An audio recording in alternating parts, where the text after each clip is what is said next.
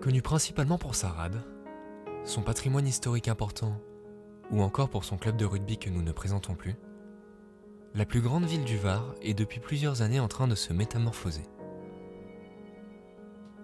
Étant un atout militaire et commercial majeur, la rade fut convoitée par nombre de pays au fil du temps. Mais grâce à de redoutables infrastructures de défense, la ville ne craignait en rien ces envahisseurs venant de la mer. Aujourd'hui encore, ces tours et forts sont toujours présents à divers endroits aux abords de Toulon.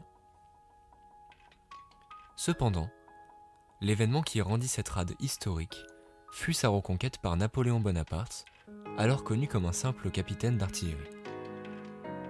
Grâce à un stratagème plus qu'ingénieux, il réussit à chasser les Anglais de la rade de Toulon, ce qui fut considéré comme l'une de ses premières grandes réussites.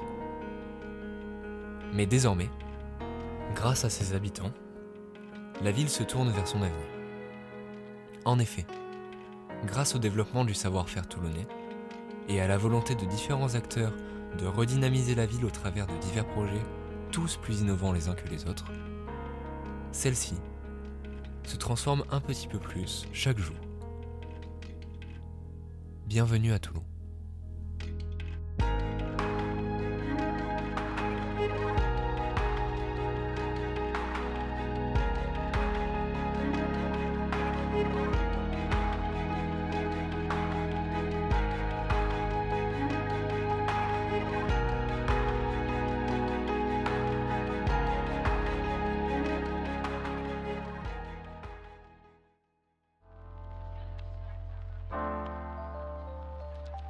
C'est en plein cœur de ville, place Camille Ledos, que se trouve une boutique bien connue des Toulonnais. Après 38 ans d'absence, les cafés Maurice sont de retour à Toulon et représentent parfaitement le renouveau de l'artisanat local.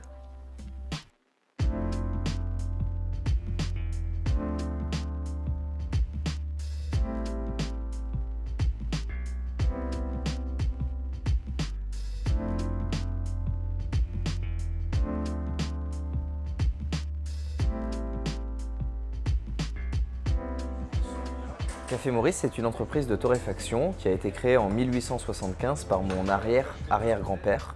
Au début des années 1900, il s'installe à Toulon et il ouvre un petit atelier de torréfaction qui va prendre rapidement une ampleur incroyable, si bien qu'il construira une usine de plus de 4000 m² à Toulon.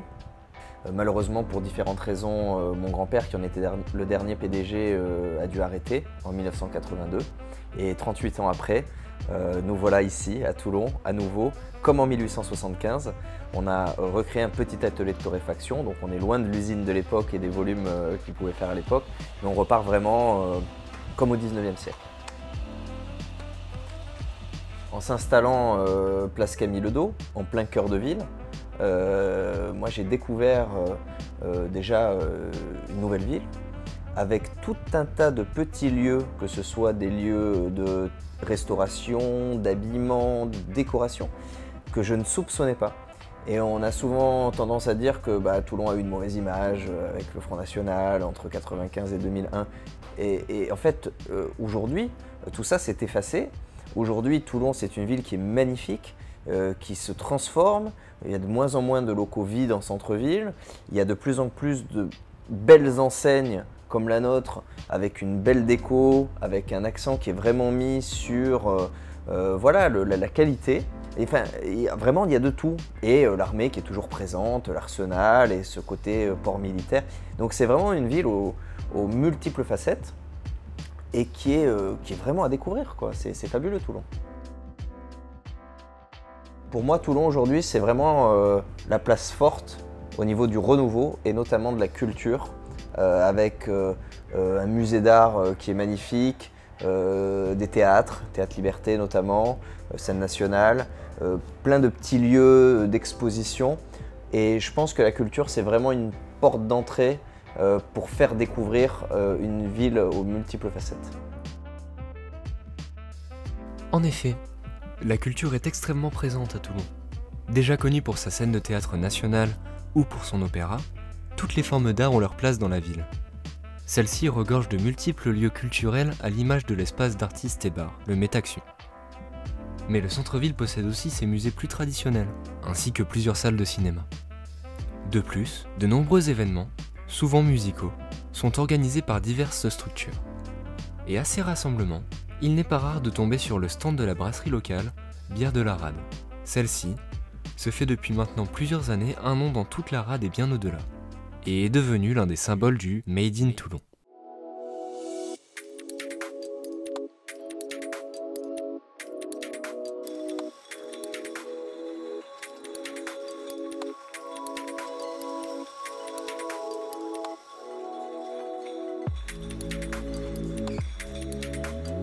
Alors en fait c'est une microbrasserie toulonnaise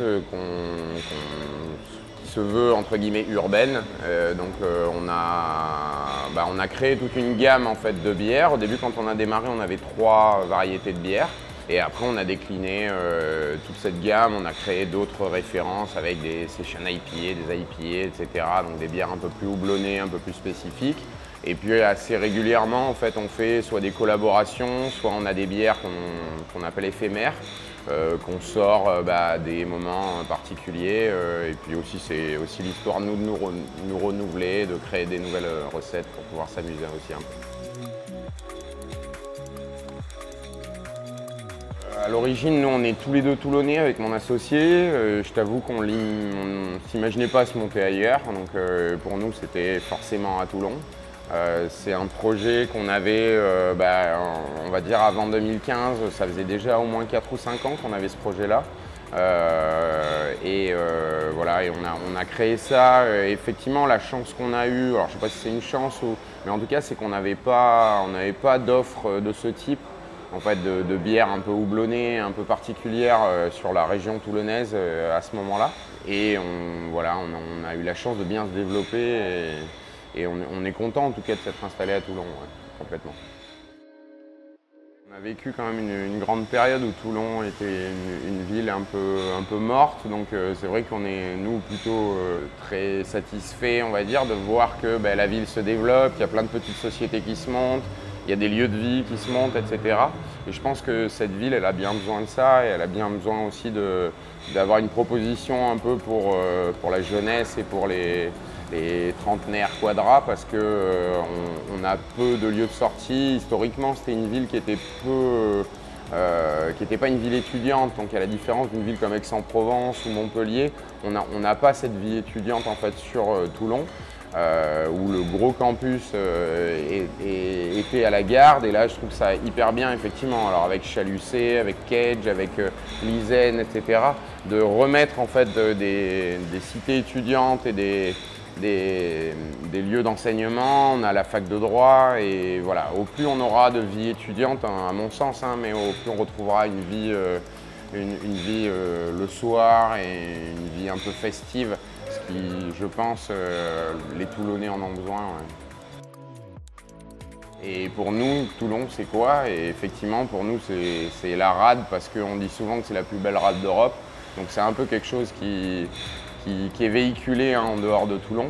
Et donc, ouais, pour moi, Toulon, c'est la rade, c'est le port, c'est la mer, c'est la proximité aussi, et la chance d'avoir la montagne derrière et la mer. Ouais, c'est cette vie-là, c'est la vie que j'aime bien. La ville de Toulon s'embellit d'année en année. Dernièrement, c'est la rénovation du quartier de Chalucé qui a fait parler d'elle. Et dans sa plus grande tour, surplombant la ville, se trouve l'association Toulon Var Technologies. Incubateur de start-up depuis 2015, elle aide au développement et à la promotion de l'innovation toulonnaise. C'est donc dans ces locaux flambant neufs que nous rencontrons Loïc Lemay, fondateur d'une société de production soutenue par Toulon Var Technologies depuis ses débuts. Alors, je suis Loïc Lemay, je suis le cofondateur de l'agence de vidéo créative qui s'appelle Black Twin. On est spécialisé dans des vidéos motion, vidéos réelles, vidéos 3D. On accompagne des grands groupes ou des startups ou le domaine public dans leur communication en vidéo. Ma casquette principale, c'est la casquette Black Twin. Maintenant, depuis un paquet d'années, je suis très investi dans le numérique sur Toulon. Je suis très présent au sein de TVT, qui a été une structure Toulon VAR Technologies qui nous a accompagnés tout au long de notre création de société dès le début, maintenant 12 ans. J'ai aussi été président du 4317 pendant un petit paquet d'années. Aujourd'hui, c'est Kevin Pardo. 4317, c'est quoi? Ça regroupe les entreprises du réseau du numérique sur l'aire toulonnaise. Voilà. Et deux autres de mes casquettes. Je suis aussi membre du comité de pilotage de la French Tech Toulon. Et enfin, une qu'on voit un peu en ce moment, qui est celle du capitaine du Murex. Voilà.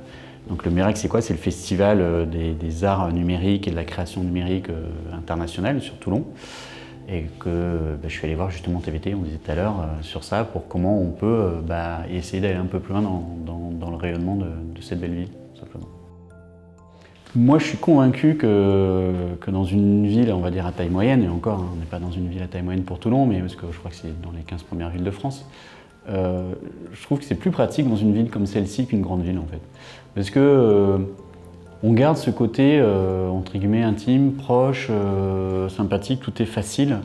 Alors que des fois, dans une grande ville, on est peut-être happé par le rythme de cette grande ville qui fait que on ne prend pas le temps de se poser, de réfléchir. Et quand je dis se poser, c'est pas se mettre au bord de la plage, mais c'est vraiment se poser et de se poser les bonnes questions, parce qu'un entrepreneur, faut qu'il prenne le temps de se poser ces bonnes questions, de dire ok, mon idée elle est comment. Je vais peut-être aller voir un mec qui a 10, 15, 20 ans d'expérience et lui soumettre l'idée, parce que c'est quelque chose qu'il ne faut jamais oublier, justement, un conseil d'entrepreneur, c'est de ne pas toujours regarder son idée pour soi. On aura toujours un temps d'avance sur les autres. Et si on est motivé par son idée, on gardera ce temps d'avance. Et d'en parler, on peut en parler à son boulanger, à son pâtissier, à son boucher, il ne faut pas hésiter à en parler. Et cette ville permet cette proximité-là, parce que au détour, avec ces belles places qui ont été refaites, à midi, on tombe sur un autre entrepreneur, tiens, ça va, tu deviens quoi? Tiens, j'ai cette idée-là. Ne pas retenir l'information, de la partager, permet d'aller un peu plus loin. Moi j'ai un avantage, c'est qu'avec ma casquette Black Twin, j'ai quand même des clients qui viennent nous voir, qui ne sont pas du coin. Et pour moi, c'est le meilleur indicateur, c'est ces gens-là en fait, qui n'ont pas vu la ville depuis 1 an, 2 ans, 5 ans, ou parfois 10 ans. Et c'est leurs yeux. Quand on se balade, ils disent mais il n'y avait rien là avant, puis oui il y a une place, puis là il y a des restos, tiens ça bouge, il y a un jardin. Parce que nous on est tout le temps dedans, donc c'est vrai que quand on est tout le temps dedans, des fois on ne le voit pas au quotidien. Et pour moi c'est le meilleur indicateur, parce qu'en fait ils disent ouais, mais j'ai passé un super moment, vous êtes dans un super endroit, la ville est dynamique, il y a plein de choses qui bougent. C'est ce que je disais tout à l'heure sur l'entrepreneuriat, il faut prendre du recul un peu, observer, se poser. Et se dire, ah ouais, quand même, il y a plein de choses. Moi, voilà, la boîte a 12 ans, ça fait 16 ans que je suis dans le numérique. Il n'y avait pas autant de petits restos sympathiques en cœur de ville qu'il y en a maintenant, quoi. Aujourd'hui, de temps en temps, avec l'équipe, on se dit, on va manger où? Alors qu'avant, on avait le choix entre 3-4 restos. Aujourd'hui, on a vraiment le choix assez large, quoi. Donc c'est chouette, il faut continuer comme ça. Il y a une dynamique installée. Je pense qu'il faut que chaque habitant du territoire se l'accapare et aide à propager cette image-là. Alors pas trop, parce qu'il y en a qui vont me dire faut pas qu'il y ait trop de monde ou trop de touristes, mais je pense qu'il y a de la place pour tout le monde. Voilà. Pour moi, Toulon, c'est un souvenir marquant, c'est de prendre ce qu'on appelle un bateau-bus, qui vient des Sablettes ou qui vient de la Seine, et puis d'arriver dans un bateau comme ça depuis la mer, et d'arriver sur ce port-là, et de débarquer dans la ville. Pour moi, je trouve ça juste génial. Ça m'est arrivé plein de fois de faire râler mes potes en disant j'ai pris le bus à 1 ou 2 euros et je débarque dans la ville et mon bus c'est un bateau, quoi. C'est magique tout simplement. Toulon est donc une ville propice à l'entrepreneuriat.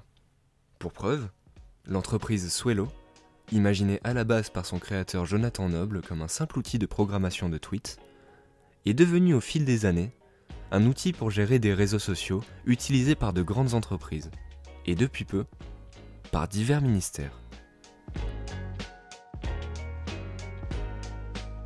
Je m'appelle Jonathan et je suis CEO et cofondateur de Swelo.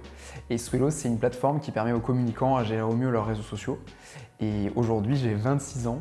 Et voilà, le projet maintenant a 11 ans, donc j'ai commencé quand j'étais tout petit. Et ça fait vraiment 6 ans que Swelo est devenu une boîte. Toulon, c'est carrément propice dans le sens où il n'y a pas encore, comment dire, beaucoup de boîtes qui cherchent à se développer. Il y en a quand même, hein. On a quand même la chance d'avoir de très jolies boîtes et il n'y en a pas tous les jours, mais très souvent qui se montent et ça fait vraiment plaisir à voir. Mais c'est juste que si on compare par exemple avec Paris, il y a beaucoup plus de boîtes sur Paris, donc c'est beaucoup plus compliqué, je trouve, d'être accompagné, d'être soutenu, de faire sa place que sur Toulon. Il y a beaucoup de nouveautés à Toulon, c'est-à-dire qu'il y a des quartiers qui sont refaits, il y a vraiment cette volonté, on le voit, ça c'est clair et net. Chalucé qui a été refait, maintenant il y a des écoles, il y a TVT qui a à la fois les bureaux au niveau de l'ISEN et au niveau de Chalucé, il y a le Murex qui est là maintenant depuis 2 ans, enfin depuis plusieurs années. J'avoue qu'on ne peut pas dire l'inverse, il y a énormément de choses qui se mettent en place. C'est que le début, je pense, parce que après, bon, on parle d'entrepreneuriat, mais il y a aussi les halles qui arrivent, il y a la rue des Arts, il y a la place de l'Équerre, il y a le Mourillon. Enfin, franchement, on a des quartiers qui commencent à vraiment prendre de l'ampleur et c'est super cool à voir. Et du coup, quand nous, on doit recruter, c'est forcément un argument. Quand on dit qu'on a la montagne et qu'on a la mer à côté, forcément, c'est un argument. Donc, franchement, c'est trop cool de voir que justement, Chalucé ou d'autres endroits sont en train de grandir, de se créer. C'est un point supplémentaire, je trouve, pour justement attirer des talents chez nous. Alors on trouverait également ces talents à Paris, mais ce serait différent. Et encore une fois, comme on est fiers de Toulon, on a envie de rester ici. Donc aujourd'hui, il n'y a rien de prévu pour aller ailleurs. On reste à Toulon, on est très bien. Et c'est comme ça.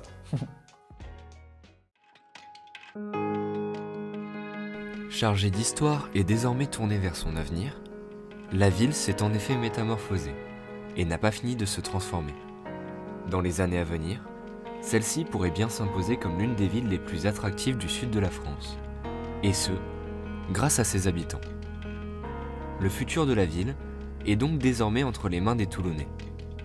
Et pour cela, nous leur faisons confiance.